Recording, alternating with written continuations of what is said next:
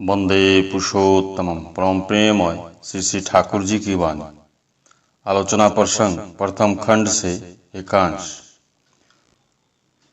21 माघ 1346 रविवार, 4 फरवरी 1940। अभी करीब करीब 10 बज रहे हैं। श्री श्री ठाकुर बबुल वृक्ष के नीचे फिलैंथ्रोपी ऑफिस में बैठे हुए हैं। बगल में केस्टोदा खड़े हैं। किसी व्यक्ति से समाधि के विषय में चर्चा कर रहे हैं। श्री श्री ठाकुर ने इस बात को सुनते हुए कहा, संहत समाधान के बाद जो अवस्था होती है वही है समाधि। मनुष्य सोचता है कि समाधि होने पर मनुष्य आच्छन्न हो पड़ता है, किंतु ऐसी बात नहीं है।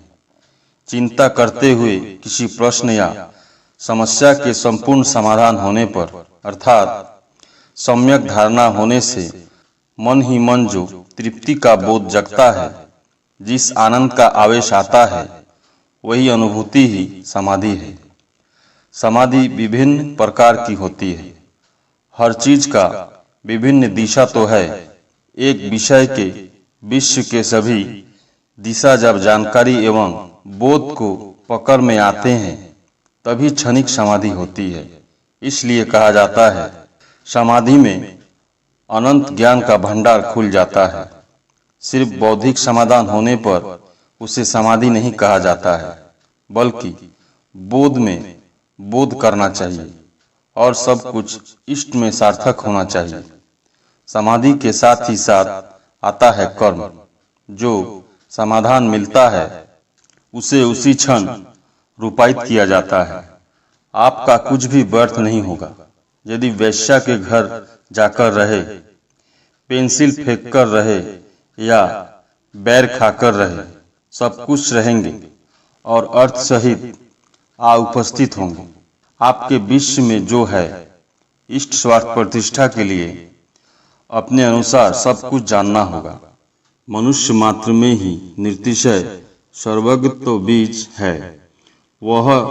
वह जिसके संस्पर्श में क्यों न आए, उसे यह जान सकता है। मैं इतनी बातें कैसे करता हूँ, सब कुछ तो अनुभूत तत्व पर प्रतिष्ठित है। चाहे जितनी तरह से मैं जितनी बातें क्यों न करूँ, किंतु एक ही बात करता हूँ। रामकृष्ण देव ने कहा था, अभी सब ज्ञान नहीं दे रहा हूँ। उन्होंने कुछ अप्रकाशित रखा था, किंतु मैं सब कुछ प्रकाशित कर रहा हूँ। मैंने स्पष्ट रूप से सब कुछ कहा है, पर जब तक मनुष्य आप लोगों के नजदीक आते नहीं हैं, तब तक समझ नहीं सकेंगे। आप लोग कितने मनुष्य के जीवन देखने वाले बनेंगे। आप लोगों में जिन्होंने अच्युत निष्ठा एवं अनुगत्य सहित मेरे साथ सक्रिय कार्य किया है, वे ही है मानव जाति के भविष्य गुरु एवं उद्दाता। नियंत्रण सामंजस्य समाधान क्या चीज है, इस विषय में श्री श्री ठाकुर ने कहा, जैसे कलकत्ता के मकान के लिए 1.25 लाख रुपए संग्रह करना है। आपने सोचा 500 व्यक्तियों से रुपए संग्रह करेंगे, यह नियंत्रण है। इसके बाद आपने यह निश्चय किया कि हर व्यक्ति से 250 रुपए करके लेंगे, यह है सामंजस्य।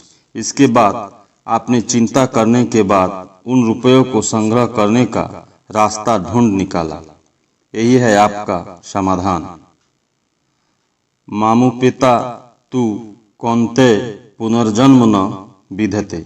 गीता के इस प्रसंग में बोले, स्मृति बाही चेतना रहने से मृत्यु भी मृत्यु नहीं है, पुनर्जन्म भी पुनर्जन्म नहीं है। अन्यान्य वार्तालाप के बाद केस्टोदा ने एक व्यक्ति के व्यवसायी जीवन की उन्नति का इतिहास श्री श्री ठाकुर को कह सुनाया।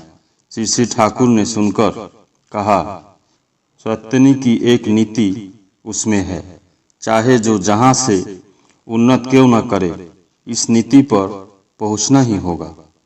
कि 5 नीतियाँ थोड़ी भी चरित्रगत हुई है, उन्हें उन्नति के लिए सोचना नहीं पड़ेगा। तीसरे पहर में अनेक व्यक्ति श्री ठाकुर के सामने खर वाले घर में बैठे हैं। श्री ठाकुर ने एक भाई की ओर लक्ष्य कर कहा, मैंने उसे कहा था कि जिस पर मेरी दृष्टि पड़ती है उसे अपने अनुसार बनाए बिना मुझे शांति नहीं मिलती। चाहे गाली गलौज से हो, मारपीट से हो, चाहे जैसे भी हो, उसे उस रूप में देखना ही चाहूँगा। इसे जो बर्दाश्त नहीं करता है वह असमर्थ नहीं हो पाता है। शिवाजी के प्रति रामदास स्वामी कितने कठोर थे, किंतु शिवाजी ने रामदास का शासन सर झुका कर माना। ऐसी झोंक रहनी चाहिए कि सभी को इष्टांत किए बिना दम नहीं लूँगा, चाहे इसमें चरम दुख हो या हो उन्नति का उन्नत शिखर। जिसकी लगन जितनी दृढ़ रहेगी उसका संकल्प भी उतना ही पक्का होगा।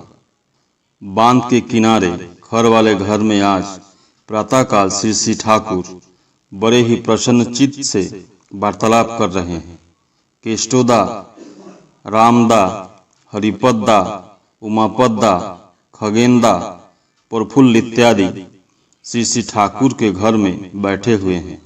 श्री ठाकुर बोले, ऋत्विक अर्धयों को मासिक 200-400 रुपये प्रति आवदान पाना कोई कठिन बात नहीं है। ऐसा भी समय आएगा जबकि सभी अच्छे लोग इस ओर चले आएंगे। सरकारी नौकरी के लिए कम ही लोग मिलेंगे। एक सब ड्यूटी की नौकरी से बढ़कर याजक का कार्य हर तरह से लाभजनक रहेगा। प्रत्येक ऋत्विक के साथ उसका कर्मचारी रहेगा। डॉक्टर रहेंगे, अभियंता रहेंगे, कृषि विद्याविद रहेंगे, वैज्ञानिक रहेंगे। किसी जगह वर्षा नहीं हुई है, यह सुनते ही ऋत्विकों का माथा ठनकेगा एवं उसका दल गवेषणा आरंभ कर देगा। ये लोग हर तरह से सेवा देंगे। स्वराज्य स्वराज्य चिल्लाकर आंदोलन किए बिना इस प्रकार चलने से स्वराज्य स्वतः आ जाएगा। कौन अच्छा है, कौन सुविधाजनक है, लोग आपसे आप समझ सकेंगे। उस समय जिलाधीश किसी काम को करने के पहले ऋत्विकों से परामर्श लिए बिना कुछ नहीं कर सकेंगे। उन्हें यह स्वयं ही पता चलेगा कि उनकी अपेक्षा ये लोग कितने कार्यकुशल हैं। लोग भी यह समझेंगे स्वयं खिन्न होकर जो आंदोलन किया जाता है उसकी अपेक्षा इसका परिणाम क्या होता है। इस सीधी बात को बहुत लोग समझते नहीं हैं। इसलिए देखें आर्यपद कैसी चीज है। इसलिए जजन जजन निष्ठिवृत्ति के विषय में शास्त्र में कितना कहा गया है। ऋत्विक, अधर्व्यू और याजक की वृत्ति की अपेक्षा दूसरा कोई सम्मानीय वृत्ति नहीं हो सकता है। उनका एक पैसा भी मनुष्य के हृदयपूर्ण आग्रह का प्रतिदान स्वरूप है। वह कितना पवित्र है, नौकरी के पैसे से उसकी कोई तुलना नहीं हो सकती है। तीसरे पहर में बांध के किनारे ताशू में बैठे हुए श्री ठाकुर किसी मौलवी साहब के साथ वार्तालाप कर रहे थे। रसूल ने पूर्ववर्तियों व परवर्तियों के विषय में कितना कहा है। उन्होंने यह कहा है, ऐसा सुना है कि कितने प्रेरित पुरुष आएंगे कि सभी का नाम बताना संभव नहीं है। उन्होंने यहाँ तक कहा है, जो प्रेरित पुरुषों में भेद पैदा करते हैं एवं एक को छोटा बनाकर दूसरे को बड़ा बनाना चाहते हैं, वे ही काफिर है। एक पिता के 5 पुत्र हैं, उनमें एक को पिता का पुत्र समझकर सम्मान दे, दूसरे को पिता का पुत्र समझकर अस्वीकार नहीं करे, तो क्या वह पिता को छोटा करना नहीं है। यदि पौत्र में पितामह को ही नहीं देखा तो यह समझना चाहिए कि पितामह को ही नहीं देखा। पौत्र में पितामह रहते हैं, परवर्ती में भी पूर्ववर्ती रहते ही हैं। टीका टिप्पणी ही सर्वनाश करती है, सीधी बातों को टेढ़ी बना देती है। असली बात को समझा जा सकता है। वहाँ कोई गड़बड़ी नहीं है। व्याख्या की दक्षता दिखाने में ही गड़बड़ी पैदा हो जाती है। एक दल है जो खुदा को मानता है किंतु रसूल को नहीं मानता है। ऐसी असंभव बात भी मनुष्य करता है। अनेकों ऐसे हैं जो हजरत रसूल, हजरत ईसा, बुद्ध में विभेद पैदा करते हैं। इससे बढ़कर भूल और क्या है।